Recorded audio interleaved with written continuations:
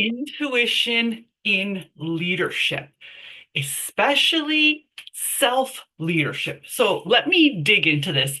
Welcome to the Maria Fontana Show. This week's topic is all about leadership, self-mastery, and leading yourself. Now, this topic comes up a lot, right? So a lot of people say to me, Maria, what does intuition and self-leadership mean? What does self-leadership actually mean?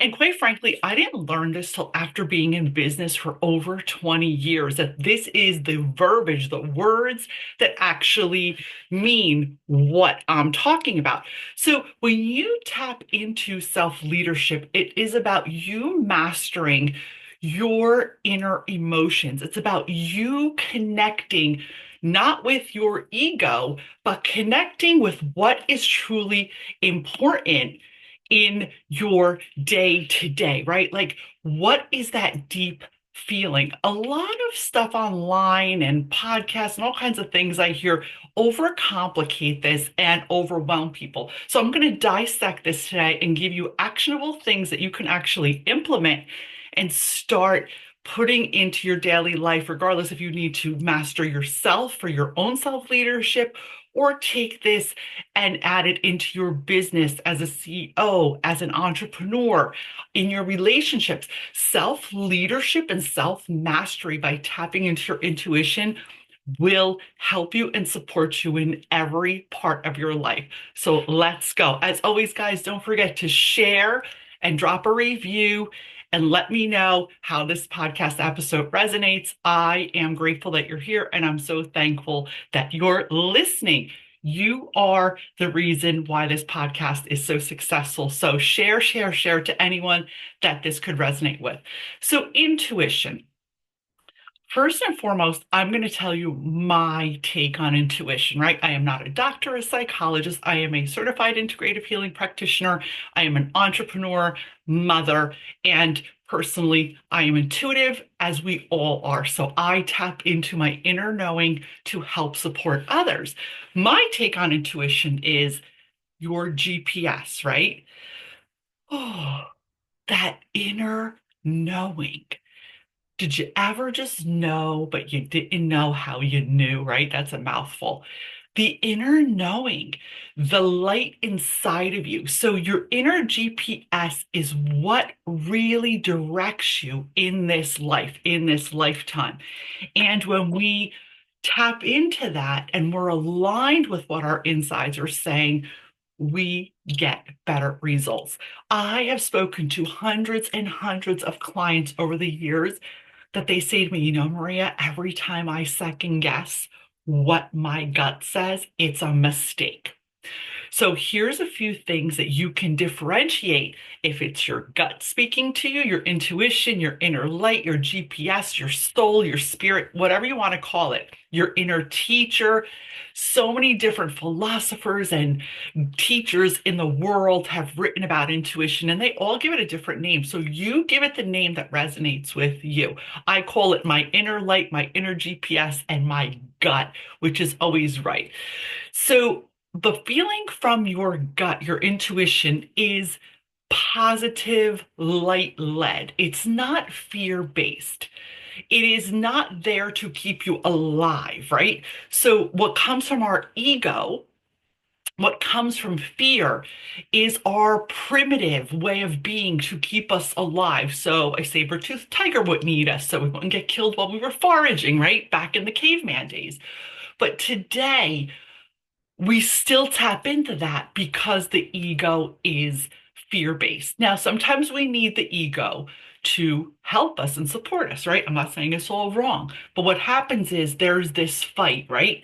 It's like two sides pulling at each other. You've got the ego on one side saying, no, no, don't do that. Go, do what you always done because it's comfortable.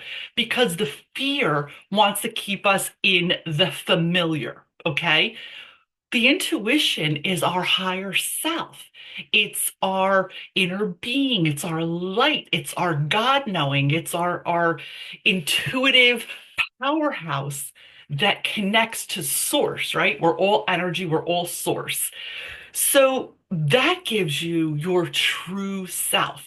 I want you to think for a second at a time in your life where your intuition or your inner gut feeling was telling you you wanted one thing, but then you did the other because it was the safe thing to do, or it was the thing that society wanted you to do, or you wanted to people please and do what you were taught to do, and then it was the wrong choice. I had this happen repeatedly in my life, repeatedly. And it was because I was taught as a child, not intentionally, to not trust my intuition, right?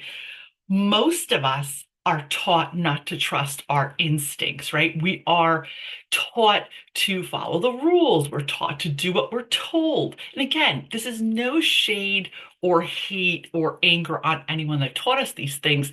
It's just what it is. So let it go, move forward, and focus on what you can do from this second on, right? So by us tapping into our inner knowing and starting to trust it, you're going to see that those decisions are better. Most of the time, they will not make sense.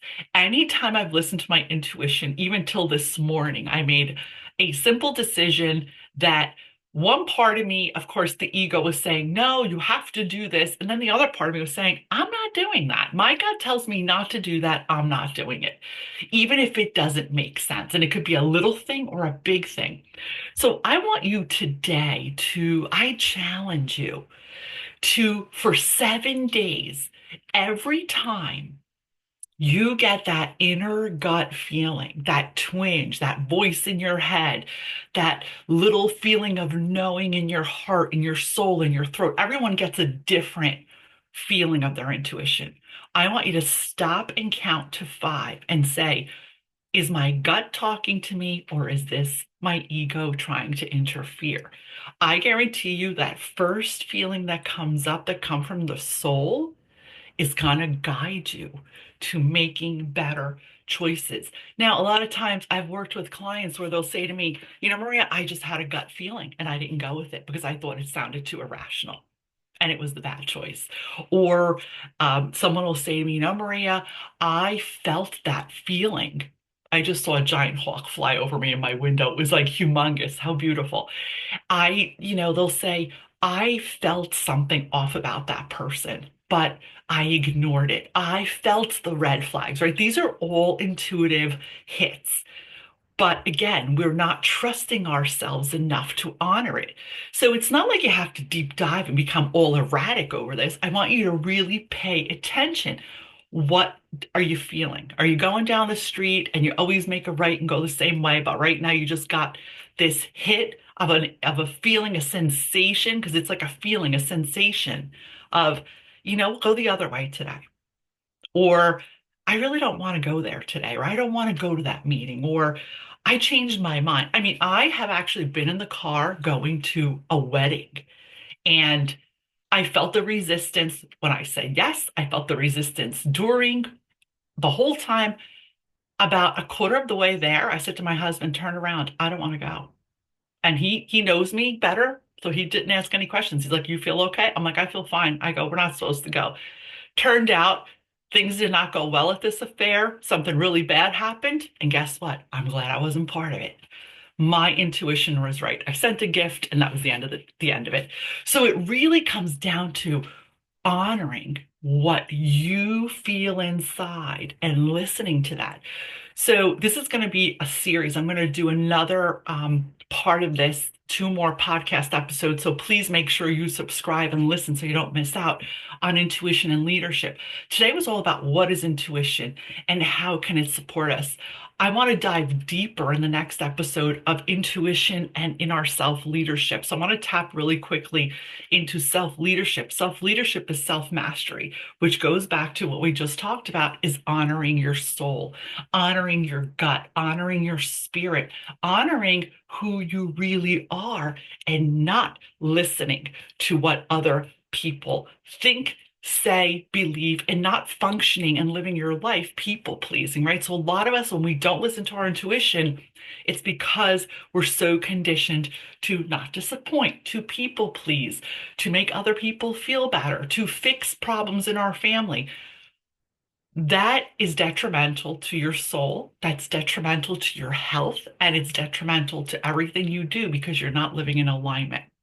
So, looking forward to seeing you guys on the next episode.